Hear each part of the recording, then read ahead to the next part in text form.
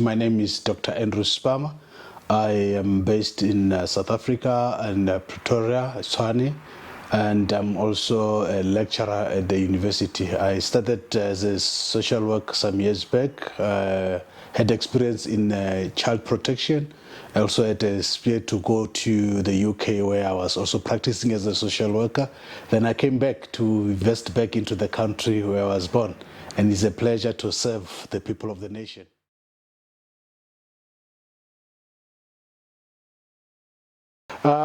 UK is an advanced country indeed. Cost of living is too high. The weather is something that if you have tasted what is it like in South Africa, you wouldn't want to, you know the difference. It's always cloudy and cold. So when you have used this, and the work nature is a lot of work, but it's advanced in how they really look after the vulnerable groups, talking about children, people living with disabilities, old people. So they've created a good system. And also what I liked is how their system is able to talk to one another, whether talk about the police, the home office, the hospital, the education system, which is something that we really need to work on in the South African context. So it was a really eye-opening, yeah.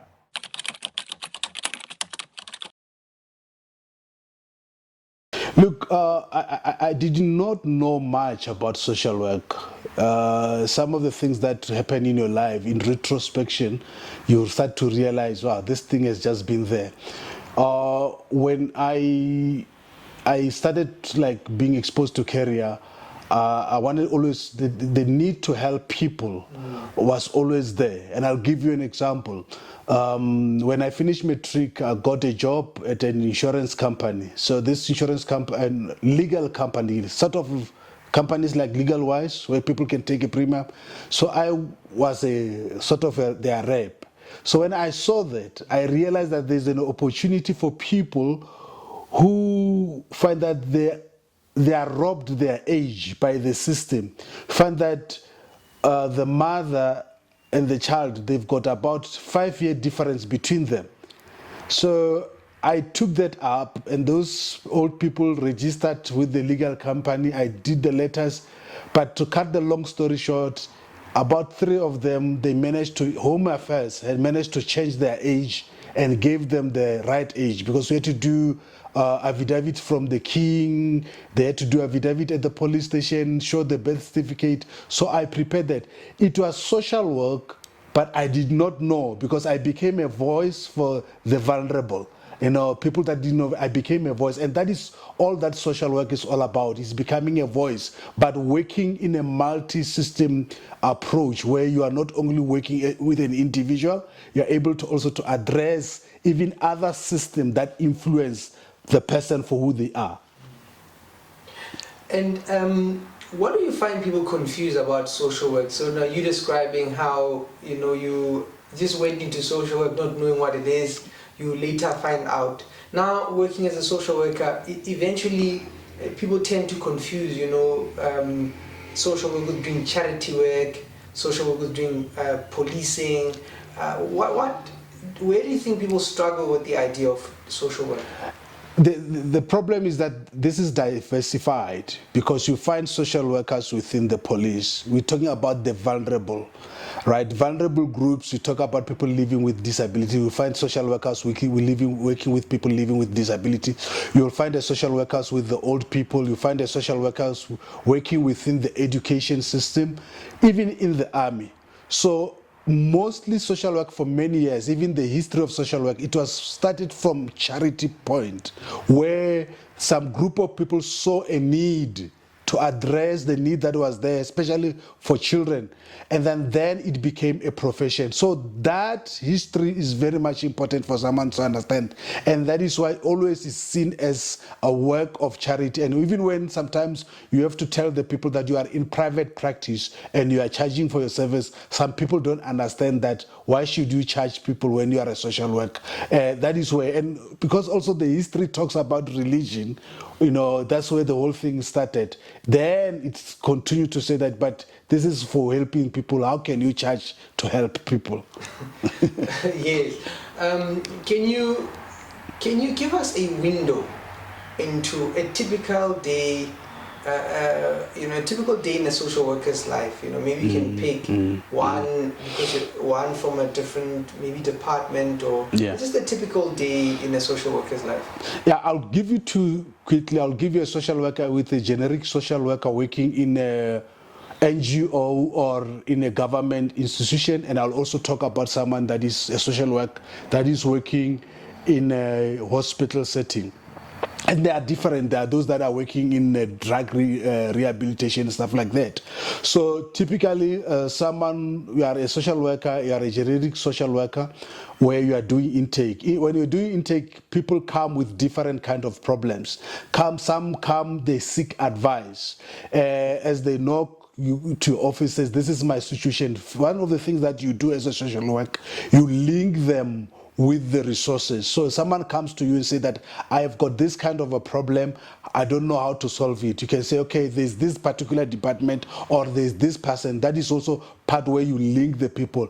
Or someone comes to you and then they say that we are struggling, we cannot take a child to school because of this and that. Because you have got an understanding of the law and the best interest of the children, you are able to link, or even to go to the school, to talk to the school, and you make them aware about the need of the child. Then we also got to address issues of domestic violence. Someone comes to you, say that I do not have a place, or I'm fighting with my husband. How can you do? You're able to bring them together to sit them together and to understand what is happening. Then South Africa had experienced a lot of, during the HIV pandemic, which is still there, where a lot of children lost their parents. So we had a lot of orphans. That kept the system, or even social workers, a little bit busy, because there was a foster care where people have to come and apply for foster care. And then as a social worker, you have to do the investigation, see the person that is, see to it that the person that is staying with the child is working, is capable, and will work in the best interest of the child. The other one that I need to also to bring to is that even the master's office, in the case of deceased, where someone has to do a deceased estate, and you are the one that is appointed a guardian, especially when they are minor children. So as a social worker, you'll be involved in investigating where these children are living, and to make sure that their best interests are protected. So those are some of the things. In some cases, you are a social worker working in a hospital, and while you are in the hospital, there's a patient that is coming in. The patient might be coming in due to malnutrition, or they have to change the menu that they are eating at home because of the sickness, or maybe they've lost their leg, or all those changes that affect them at their home. You as a social worker, you need to be able to work, or even to investigate the circumstances at home, so that the healing of the person, well, the medical doctors would have done their job. You come to say that, but as the family, you are part of this person's life, and you need to now to educate them about these changes that are taking place in the patient's life.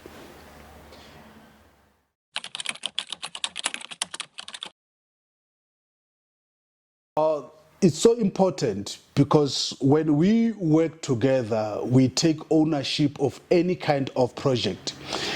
As a social worker, I cannot intervene in a child's life without involving the parents.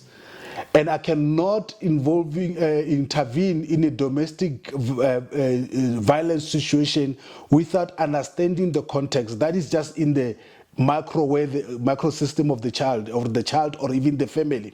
But then there are also the understanding of societies, religious institutions, community institutions, the tribal chiefs that are there in the community. All those people must work together to impact the family, but also the family that is working well impact the society, and the society that is working well impact even the country as large, and our GDP is able to be sustainable and to be strong, because everyone plays their part. So building hope is not a one-person thing.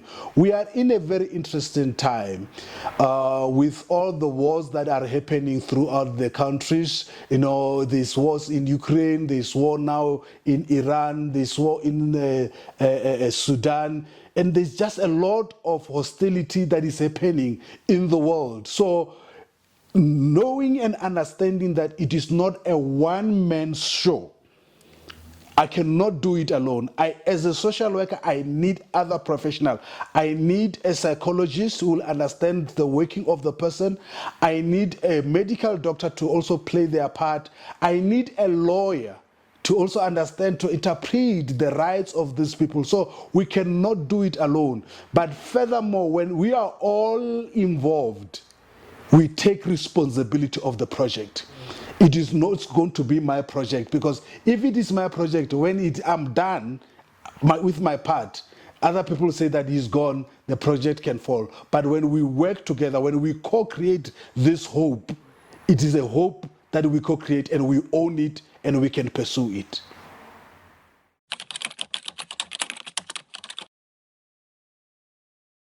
Sustainability is very much important. One of the challenges that we have in South Africa is good policies. We've got good policies that are meant to protect the people, but they don't talk to the people because people are not owning these processes. So when we co-create, when we build together, we are saying that we are not here to provide the solution. We come up with the solution together. Because when we work together with the solution, we find a solution together, that means you know that you've got a role to play, I've got a role to play towards that everyone could be successful. So that is where the whole thing comes from, to say that we can co-create these things and you own it. Because most of the time, when you use the method of from top to bottom, people feel that they are being instructed. It's not their thing. But when they've been there, they partake in it. They sit with these imbizos where they hear that I've been heard. And if my voice can be heard in the solution, I own it and I'll take it forward.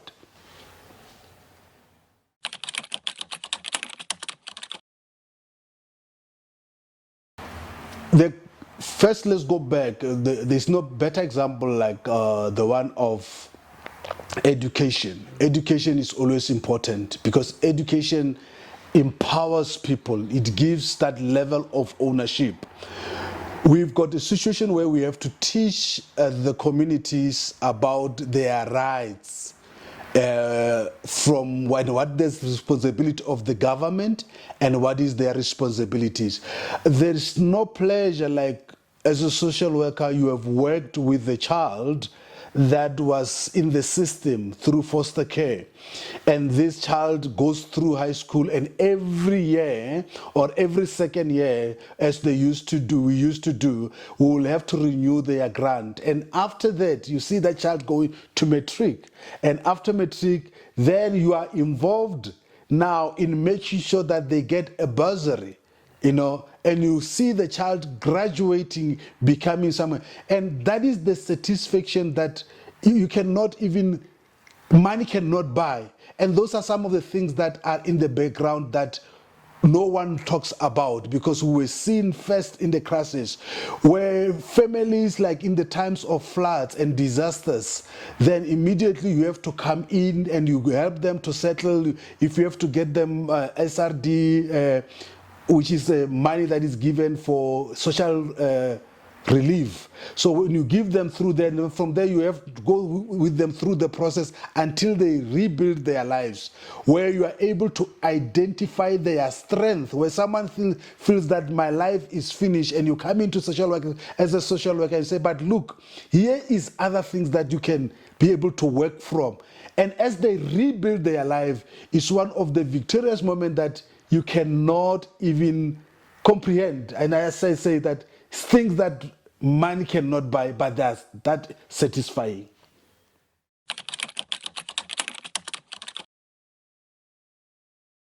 Would you say it looks different would you say something has changed, with your experience? The change of the profession is not only by it evolving, because change happens every day, but COVID-19 has really brought this shift where things are done more online, and now we also have to do certain interventions online. The level of how we interact with our clients, how we can communicate. So social workers now has to embrace technology in how they do things, but also it offers opportunity of educating the community using the internet, using these social media platforms that are available. I think that is one of the important change that social work profession and many other professions that we must start embracing, and where else we must conduct ourselves ethically, but it is important to embrace the change that is taking place in the society, because where there is a vacuum, if social workers leave this vacuum, you'll find that people are coming in with advices that are not informed by even research, and then from there it can even do more damage rather than doing good.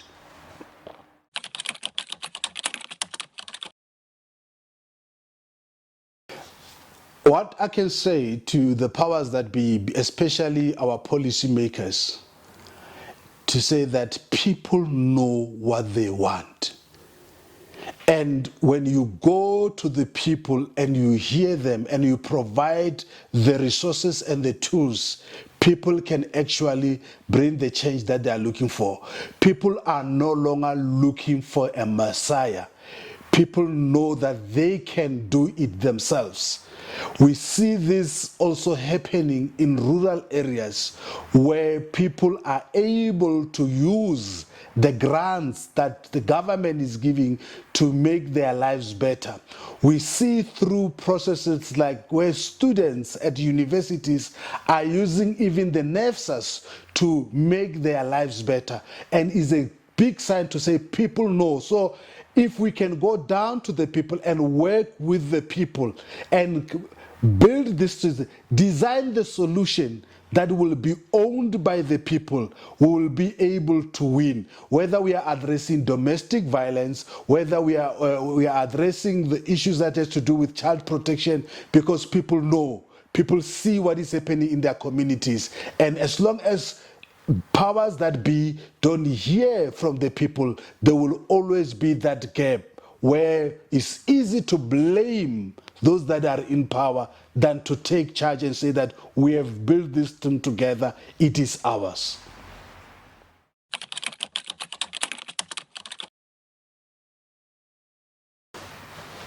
To all the social workers, number one, remember that your development is your responsibility. You've got the responsibility to develop yourself. Jim Rohn says that don't work more for the company more than you work on yourself.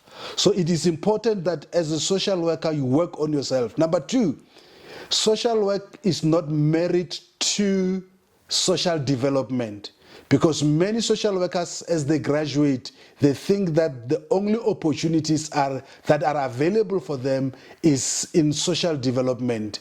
There are social workers in the army, there are social workers in the police, there is employee wellness, there is a lot of opportunities. The degree is a degree, the social science degree, and is a BA. You can use it the way you want to use it.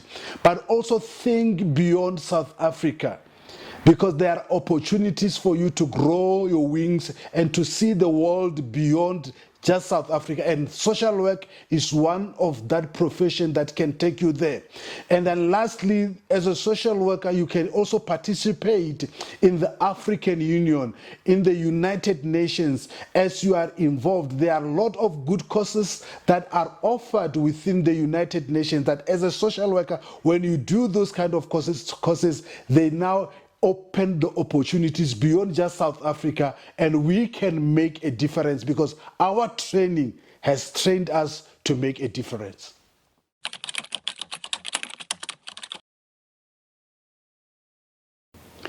For those that are celebrating Social Work Day, my message to you is that we need to be intentional in creating hope. But we cannot give hope and create hope if we are not hopeful. Let us believe in our profession. Let us believe that we've got the tools, the skills, and the know-how to make a change and to bring hope. And when we do that and we work together, we can make sure that our profession shines and does what it is meant to do in our communities. And me and you, as social workers, we can do it and we are capable to do it.